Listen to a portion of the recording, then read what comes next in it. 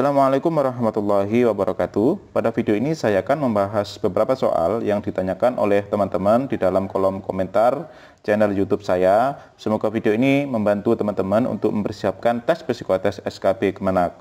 Oke, langsung saja kita akan membahas soal yang pertama. Abu menabung di bank syariah sebesar 7.500.000, bagi hasil keuntungan yang didapat adalah 12% per tahun. Berapakah uang Abu setelah 6 bulan? Terlebih dahulu kita hitung bunganya atau bagi hasilnya yang diperoleh. Saya tulis B sama dengan M0. M0 ini adalah uang awal, kemudian dikalikan P dikalikan N. P ini adalah suku bunga, N ini adalah lama menabung. Kita bagi dengan 100. Nah, seperti ini, sama dengan modal awalnya adalah 7.500.000, kemudian kita kali persentase bagi hasilnya 12%. 12 dikali N. Nah, N di sini kan 6 bulan ya. 6 bulan ini kemudian kita ubah sama dengan persentase bagi hasilnya. Karena di sini dia menggunakan tahun, maka 6 bulan ini kita ubah menjadi tahun. Jadi 6 bulan itu adalah sama dengan setengah tahun. Nah, ini berarti kita kalikan dengan setengah, kita bagi dengan 100. 100 ini sebetulnya dari 12% itu ya, 12 dibagi 100. Kemudian ini dapat kita coret, nolnya 2 kita coret, ini 12 sama setengah itu 6 ya. Berarti 75.000 dikalikan 6 sama dengan 450.000.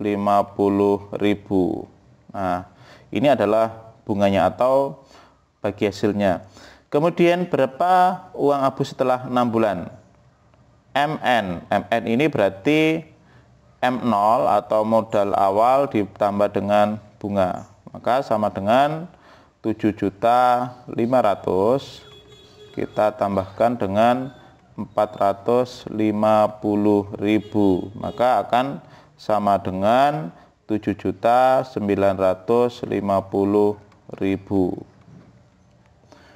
Oke, sekarang kita lanjut ke soal yang kedua.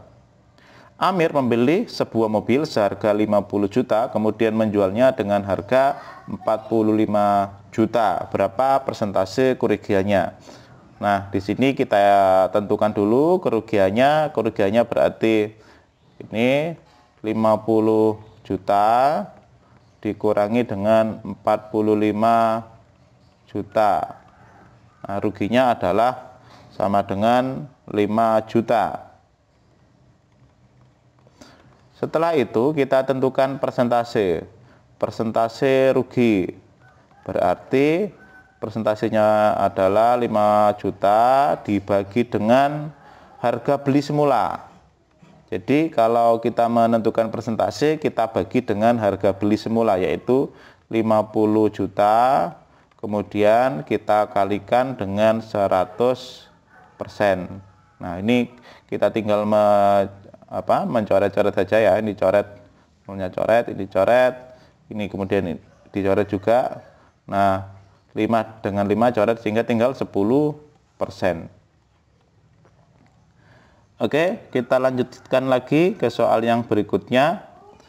Pada bulan Ramadan, pondok pesantren libur. Ahmad pulang kampung. Jarak pondok pesantren dengan kampungnya adalah 475 km. Ahmad berangkat pukul 05.00 naik sepeda motor. Kecepatan rata-rata 50 km per jam. Pada jam 12.00 Ahmad singgah di masjid untuk menunaikan sholat zuhur dan makan siang. Pukul 13.00 berangkat lagi. Pukul berapa Ahmad tiba di rumah? Nah, di sini diketahui S-nya jaraknya adalah 475 km. Kemudian berangkatnya pada pukul 05.00. Kemudian kecepatannya V-nya adalah 50 km per jam. Nah, kita tentukan waktunya T. T itu sama dengan S dibagi V. S-nya adalah 475 dibagi dengan V 50. Nah, 475 dibagi 50 itu adalah sama dengan 9,5 jam. 9,5 jam ini berarti sama dengan 9 jam 30 menit. Nah, dapat ditulis seperti ini. Berarti pukul berapa dia sampai di rumah? Kita tulis di sini, sampai di rumah berarti sama dengan berangkatnya 05.00 kemudian ditambah dengan jam 9 jam 30 menit kemudian ditambah dengan 1 jam. Jadi 1 jam ini dari dia istirahatnya antara 12.00 sampai 13.00.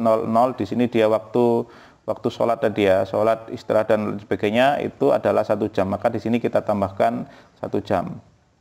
Nah, ini kalau kita tambahkan hasilnya adalah 15.30. Jadi Ahmad tiba di rumah pada pukul 15.30. Oke, selanjutnya Aminah mengatur pengeluaran keuangan untuk membayar listrik, transportasi, dan air masing-masing 10%, 15%, dan 8% dari keseluruhan pendapatannya. Kemudian 20% untuk menabung dan sisanya adalah untuk keperluan rumah tangga. Besar uang yang digunakan untuk keperluan rumah tangga adalah sebesar 3.525.000. Berapa uang yang dipakai untuk membayar air? Nah, di sini kita tentukan dulu persentase yang digunakan untuk rumah tangga, berarti 100% dikurangi dengan persentase yang lain. Ini 10%, kemudian dikurangi lagi 15%, kemudian dikurangi lagi 8%, kemudian dikurangi 20%. Sehingga sama dengan 47%. Kemudian ditanyakan persentase atau uang yang dipakai untuk membayar air. Nah, untuk membayar air, kita lihat persentase air. Persentase air adalah 8%. Berarti 8%, kemudian kita bagi dengan persentase untuk rumah tangga, 47%. Kemudian di sini kita kali dengan untuk keperluan rumah tangga ini adalah sebesar 3.525.000. Nah, ini kalau dihitung hasilnya adalah 600.000. Untuk soal yang berikutnya, untuk memasang 4 buah pagar rumah membutuhkan waktu 5 minggu. Berapa waktu yang dibutuhkan untuk memasang 20 buah pagar rumah? Jadi dapat kita analisis kalau 4 buah pagar itu waktu yang dibutuhkan adalah 5 minggu. Kemudian 20 buah pagar berarti misalkan X minggu. Nah, kita analisis dari 4 ke 20, ini kan besarnya naik ya. Kemudian kita bisa logikakan, kalau 4 buah pagar itu 5 minggu, maka tentu saja kalau 20 buah pagar waktunya akan lebih lama. Berarti di sini juga naik. Nah, karena di sini naik, maka kita sebut sebagai perbandingan senilai. Caranya adalah sebagai berikut. X ini yang ditanyakan, berarti X kita bagi dengan 5 sama dengan 20, karena merupakan perbandingan senilai. 20 dibagi dengan 4. Bawah dibagi atas, ini juga bawah dibagi atas. Kemudian 20 dibagi 4 itu kan sama dengan 5. Berarti X-nya adalah sama dengan 5 dikali 5. Sama dengan 25 minggu. Oke, kita lanjut ke soal yang berikutnya. Pak Bejo mempunyai sawah dengan ukuran 30 meter kali 40 meter. Tiap meter persegi menghasilkan gabah basah 3 kg. Pak Untung memiliki sawah dengan ukuran 25 meter kali 50 meter. Tiap meter persegi menghasilkan gabah basah 2,8 kg. berapa kilogram selisih kedua petani tersebut, selisih penghasilannya ya, gabahnya. Berarti di sini kita tentukan untuk Pak Bejo. Pak Bejo di sini luas tanahnya adalah 30 dikali 40 dikali, karena 1 meter perseginya itu 3 kg, maka di sini kita kalikan dengan 3 kg. Maka di sini akan menghasilkan 3.600. Kemudian Pak Untung itu 25 dikali 50 dikali 2,8. Nah, di sini sama dengan 3.500. Berarti selisihnya adalah sama dengan 3.600 dikurangi 3.500 sama dengan 100. Oke, soal yang berikutnya, jika roda ke-1 berputar ke kanan 2 kali, roda kedua berputar 7 kali ke kiri. Berapakah roda kedua berputar jika roda ke-1 berputar 8 kali? Ini juga merupakan perbandingan senilai ya, dengan cara yang sama seperti tadi, maka kita dapat mengerjakan seperti ini. Ini 2 kali ke kanan, maka di sini 7 kali ke kiri. Kemudian roda ke-1 berputar 8 kali, maka di sini X. Kemudian kita dapat mengerjakan sama seperti tadi untuk memudahkan teman-teman ya, supaya lebih ingat. X dibagi 7 sama dengan 8 dibagi 2. X dibagi 7 sama dengan 4, berarti X sama dengan 7 kali 4 sama dengan 28. Seperti itu. Sekarang kita akan membahas soal yang berikutnya. Harga 5 kg beras dan 2 kg tepung sama dengan 41.400. Kita dapat memisalkan harga 1 kg-nya untuk beras itu X. Berarti di sini persamaannya adalah 5X ditambah 2Y. Ya, 2 kg tepung itu hasilnya adalah 41.400. Sedangkan 3 kg beras berarti 3X ditambah 3Y, 3 kg beras, 3 kg tepung sama dengan 40.500. Yang ditanyakan adalah harga 2 kg beras, 2X, 2 kg tepung, 2Y.